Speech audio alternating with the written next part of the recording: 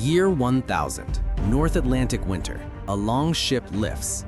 The sea hits back. Ice climbs the ropes, beards freeze, breath turns to glitter. No cabin, no walls, only wet oak, iron nails, and wind that steals heat faster than muscles can make it. On deck, there is no fire, not one spark, because a flame here isn't safety, it's a signal, smoke, a hungry mistake. So how do you survive killing water without heating the boat? You heat people, layers, wool that insulates wet, oiled cloth that cheats spray, dry bundles guarded like treasure, food staged and passed on timing, watch rotations that share warmth and will.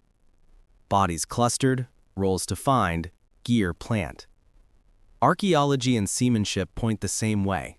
They engineered a human furnace. If your Viking picture needs a ship stove, your model is probably wrong. Drop the myth and you see the real tech. Cooperation. Ready to change how cold works? Here's the turn. Seafaring wasn't about bringing a house to sea. It was about turning bodies, cloth, and timing into heat, and treating the ship like a flying arrow, not a floating hearth.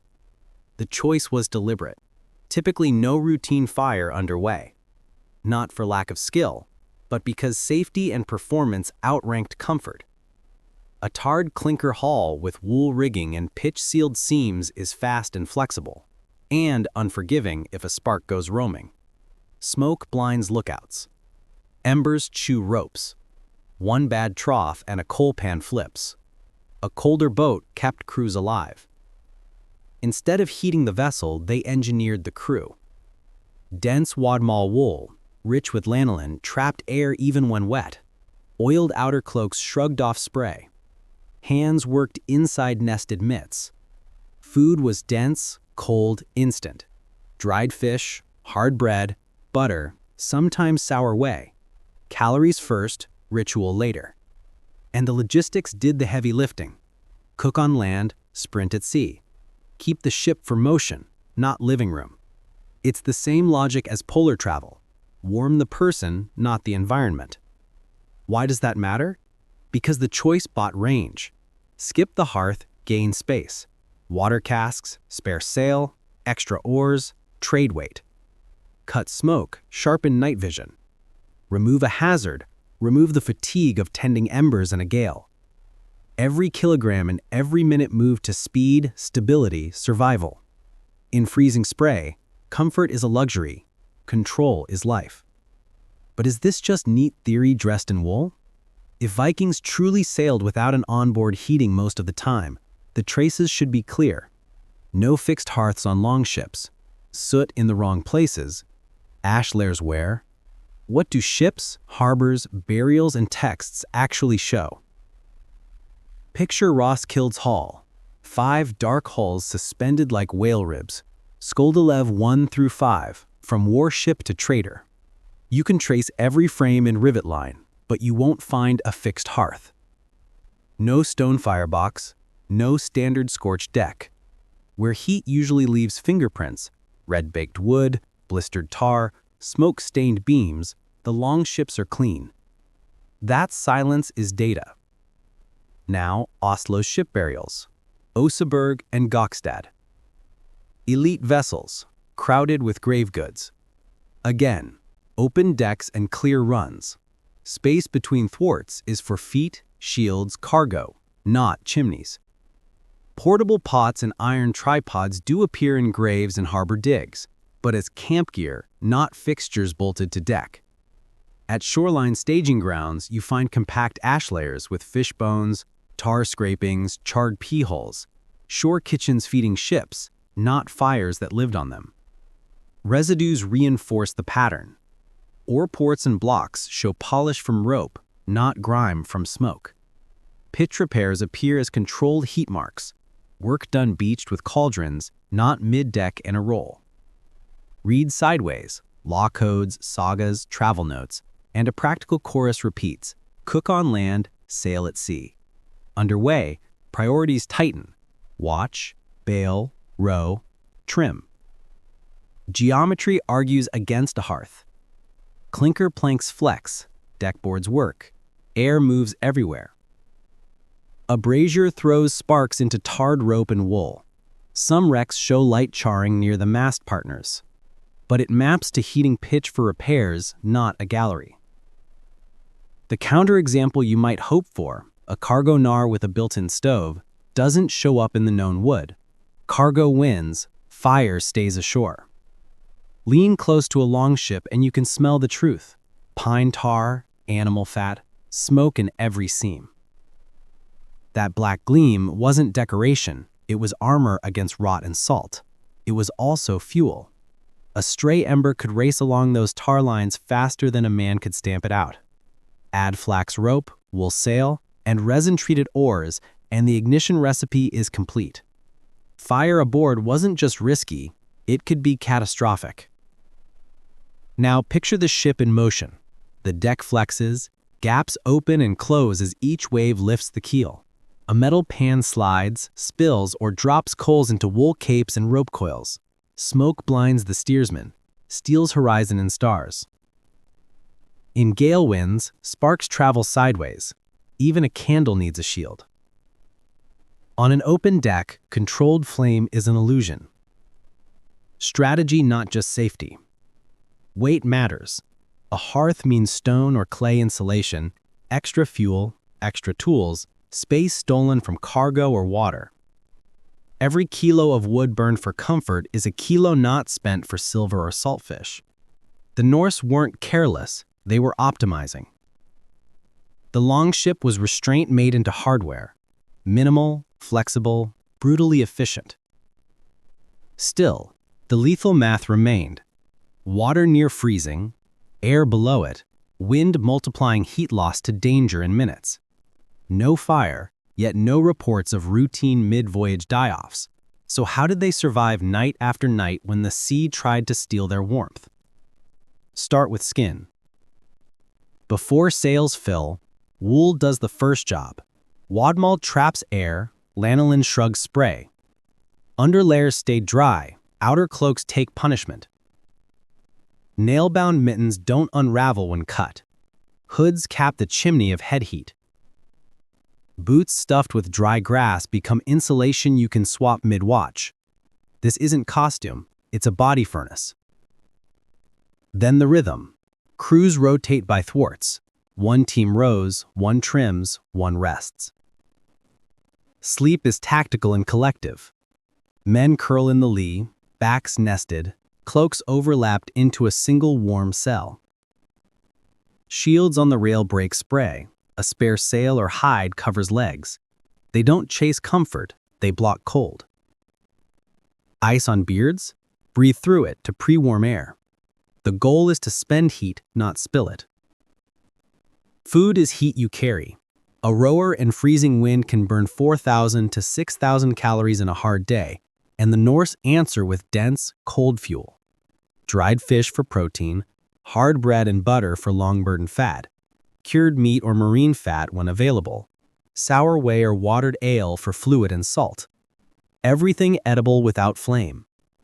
Bite, swallow, work.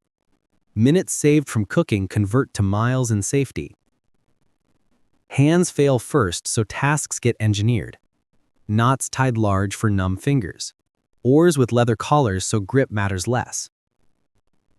Wet wool that still insulates enough to keep tendons firing. If a shiver crosses the line, that sailor gets the warm center of the sleeping knot. Thermal triage as policy. Cooperation isn't kindness, it's equipment. None of this is romantic, it's procedural. But warming people, not boats, leaves the gap. Where do you heat pitch, mend sails, boil stock, eat hot food? The answer sits just off stage, on land, in a network built to feed a cold navy. How did that web work, and how close did they keep to shore without losing speed? Watch the coastline flicker. Scurries, pocket coves, river mouths under beacons. The North stitched these into a cold water highway. At each safe bite of a shore sits a naust, a boathouse cut into turf and stone, or a leveled slip where keels slide like seals. Here the fire lives. Cruise beach, flip the rhythm, and move fast. One team warms tar pots behind a windbreak, another pitches a sail as a tent, a third lights a trench hearth. Heat appears only where ground holds embers. Meals are industrial. Soapstone pots crowd the coals, fish and barley first, fat follows. A cauldron the size of a shield becomes a communal engine. Stew now, broth later, porridge by morning. Ash layers at these camps tell the same story centuries on. Fish bones, charred pea hulls, tar scrapings, stones cracked from boiling. Logistics, not picnic. Cook once, feed twice, launch clean. Stops are spaced by speed and daylight. In fair wind,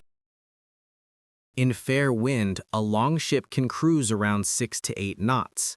A day's leg might cover 40 to 80 nautical miles if the sea is kind. In foul weather, they tuck behind islands and hop shorter. Waypoints, Hafnir, are known to local farmers who keep spare fuel, fodder, news. Boathouses double as kitchens and repair bays. Longhouses sell another currency of warmth, dry wool, talk, a healer for frostbite and pride. Repairs happen here, not out there. Tar warms away from sails. Seams get paid while the hull rests. Rivets are clenched with both hands steady. Smell pine pitch and simmering broth. Hear sail needles rasp and iron ring on rivet. When the mast goes up, the fire goes out. Coals drowned, ash scattered, pots stowed. The ship returns to its natural state. Cold, clean, lethal. Authority threads the web. Sagas note beach feasts and shore watches. Harbor rules find the fool who leaves a blaze alive. Monasteries along sea lanes become service hubs. Trade a bolt of wadmal, leave with bread and salt. Cooperation scales from crew to coast. People heeding people, settlements heeding fleets. Shift south. Blue-green water, warmer wind, broader hulls. In the Mediterranean, many boats are decked or half-decked with raised forecastles that tame spray. A brazier can crouch behind planking, and smoke lifts into calmer air instead of knifing sideways in sleet. Fuel is cheaper to carry, olive wood, brush, charcoal, and staples expect heat. Porridge, pulses, sauces, flatbreads. Fire there is convenience, not coin toss. Design follows diet and climate. Mediterranean coasters trade some interior for a galley corner and amphora racks. Nights sit long at anchor under mild stars. A sealed deck keeps sparks off rigging. Sailors wear linen and light wool, not heavy wadmal. Comfort costs less, so crews buy more of it. Blink back north. A long ship's strength is exposure. Low freeboard to nose into rivers and beach on skerries. Open deck for instant access to every line and oar. Nothing to trap water or smoke. But speed taxes warmth. There's nowhere safe to pen a flame that won't, in a squall, become a predator. What the South can absorb, the North punishes. Human rhythms diverge too. In warm seas, cooks tend coals while lookouts scan tapes. In the North Atlantic, every eye is a safety system. Trim, row, bail, watch. No spare hands for a flame that can betray you. Supplies also freeze and thaw on different schedules, so the Norse build logistics outward, not inward. Shore kitchens, boathouses, alliances. They traded comfort for control, hearth for hull. And that trade buys things you can count: knots, miles, cargo space, tactical agility. How much speed and capacity does a coal deck earn, and where does that edge show in battle and trade? Strip the hearth, gain the hull. Every kilogram not spent on stones, braziers, charcoal, pots, windshields becomes distance or payload. On a 20 to 30 oar longship, that's dozens of kilos freed, space that turns into spare sailcloth, water, weapons, trade goods, or simply less draft. Less draft means skimming shoals and punching up river where heavier boats stall, and quicker acceleration when wind shifts. A clean deck is a combat deck. Open decks cut windage and let water leave fast. No cabin to trap a ton of slosh. Mast sits low. Men, shields, cargo tight to the keel. Stability rises, roll damps, oars bite. Speed isn't just top knots, it's the time between decision and motion. Crew economics shift too. No fire to tend means no cooks off watch in a gale. Everybody stays in the control loop. Trim, row, bail, scan. Fewer specialty tasks, fewer choke points. And because they don't burn fuel at sea, provisioning simplifies. Dried fish and hard bread pack tighter than firewood. A week of charcoal might weigh 50 to 80 kilos. Cold rations weigh the same either way, but buy range without risk. The payoff shows in the numbers. A long ship cruising around 6 to 8 knots in good wind can leap 60 nautical miles between shore kitchens. A NAR, fuller and slower, still profits from saved space, landing with more cargo because the stoves stayed ashore. In raids, that draft margin kisses beaches defenders think are safe. In trade, it means arriving earlier in the season when prices are sweet and rivals still cock. Dawn at Roskilde. The Sea Stallion replica noses into gray chop, crew in wad maul and modern liners. No galley, no chimney. Only one rule. If you want heat, earn it. Trials teach the basics. Rowing spikes core temperature faster than any brazier. Soaked wool still insulates if you keep moving. When wind dies, shivers bloom. When the sail draws, bodies become boilers. Crews test the tempting shortcut. A small charcoal pan, shielded. Sparks snake sideways. Smoke blinds the helm. Ash lands on tar seams like seeds in dry grass. Trial cut short. Logged lesson, on an open clinker deck, controlled flame is theater until the next wave. On shore, the same pan under a windbreak cooks stew and warms tar in under an hour. Same tool, different context. The Vikings chose the context. Numbers bite. In sleet and 20 to 30 knot winds, apparent temperature dives below freezing even in late spring. Heart rate straps and logs peg 4,500 to 6,000 calories on hard days.